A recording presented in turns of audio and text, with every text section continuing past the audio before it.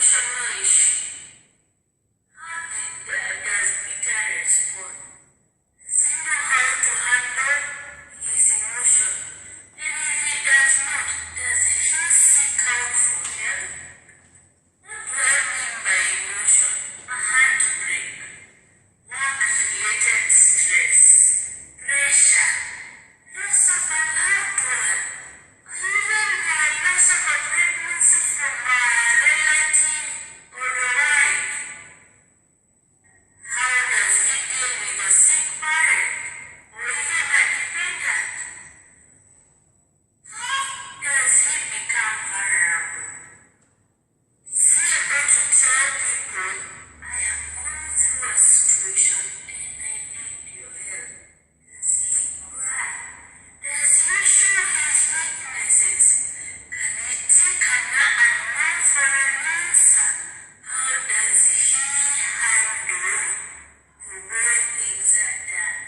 When emotional intelligence is not its well nurtured, people connect with their emotional side without breaking down.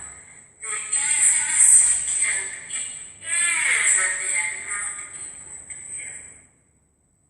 Nurturing the social intelligence starts by social interaction that people build when they grow up. The social interaction includes mentorship program, such in the past, people used to gather young men together in a fireplace, and they will discuss what is a man expected to do when they grow up, and what is their responsibility in the home. On the other hand, women will also be gathered in the center where they are taught how to cook, how to take care of their husband, how best, what is their role in a family center. This gives them skills on how to interact, relate with the young, age mates, and even elderly people. Today, such forums are minimal and do not exist. Really, people have no way to learn or even teach others. This has resulted to people developing new cultures of socialization, such as social media, where people are friends online, but they hardly meet or even get to know what is happening in each and every other person's life, where fun is defined by drinking spirits.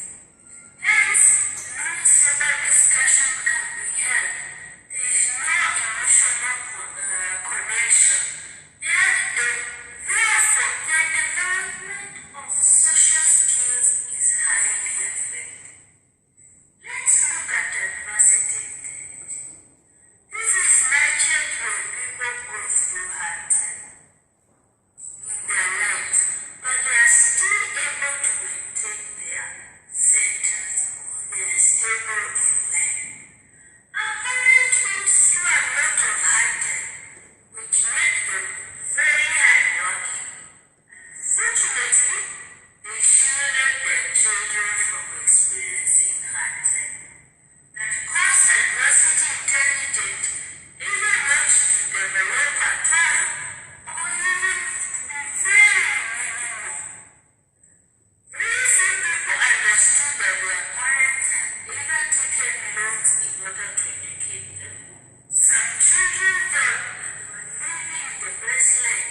They had everything that they would ever ask, while their adults were faced with hard time. When these children grow